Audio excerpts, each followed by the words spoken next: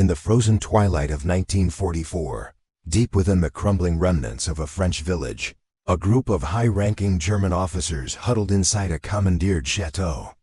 The world outside was chaos. Artillery thunder rolled across the distant hills. American tanks growled like wolves closing in on prey, and German morale hung by a thread. Inside, however, there was quiet, a quiet thick with dread, desperation, and something far more unnerving. On the oak table between them sat a strange brown box marked simply, U.S. Army K-Ration. The Germans had captured it during a skirmish just hours earlier. At first glance, it seemed insignificant. Just rations, food. But what was inside would hit them harder than any bullet. One officer, thin and pale with the hollow eyes of a man who hadn't truly slept in weeks, cut the box open with a trembling blade. What spilled out wasn't just nourishment, it was evidence. A small tin of ham and eggs, chewing gum, chocolate, instant coffee, even cigarettes, American Camels, no less, and matches that worked every single time. There was toilet paper, soft, clean, a spoon, a napkin, even a tiny book of jokes meant to keep spirits high. And all of it perfectly sealed, clean, fresh, like it had come not from a war zone, but from some far-off paradise of industrial abundance and care. It was food, but it was also a message. And the message was clear: you will lose this war. One officer, General Albrecht, slowly set the tin down, his lips tight. They fight a world war, he whispered, and still send their men coffee, cigarettes, and dessert. Another chuckled bitterly, but it was hollow, like a man laughing at his own funeral. Because the realization wasn't just tactical. It was spiritual. Germany was bleeding supplies, scraping the bottom of every barrel, rationing bread with sawdust. But America? They had enough resources to feed their soldiers like kings on the front lines, thousands of miles from home. Now pause, think about that. These officers had seen battles. They'd survived air raids. But this box of K-rations rattled them to the core. Because it told them something their reports never could. That the American war machine wasn't just well supplied, it was limitless. They couldn't even keep their own troops fed with real meat anymore. And here were the Americans handing out fruit bars and chewing gum like candy at a fair.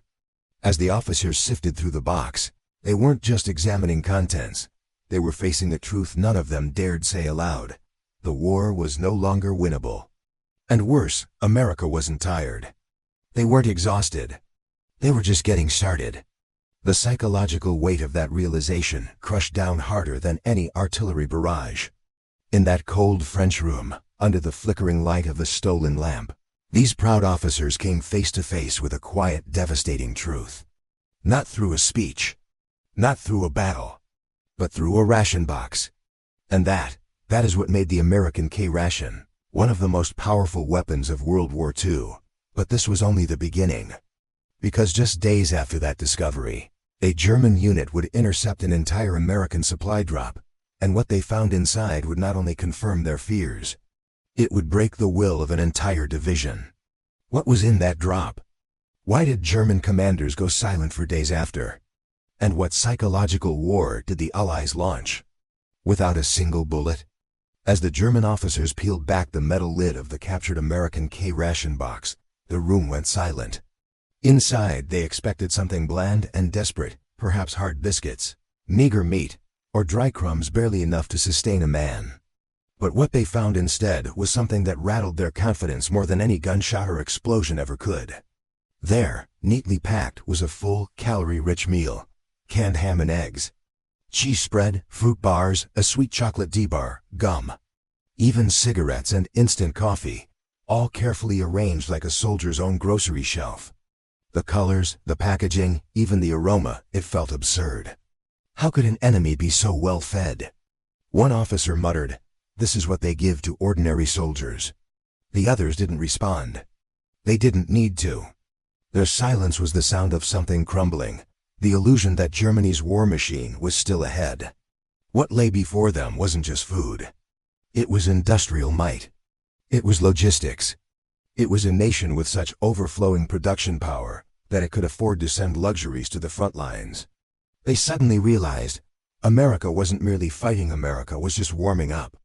What shocked them even more wasn't just the variety, but the spirit behind it. Every small item told a story. Chewing gum to boost morale. Candy not just for energy, but comfort. A cigarette to ease nerves before a firefight. These weren't rations designed for survival. They were designed to keep men human in the worst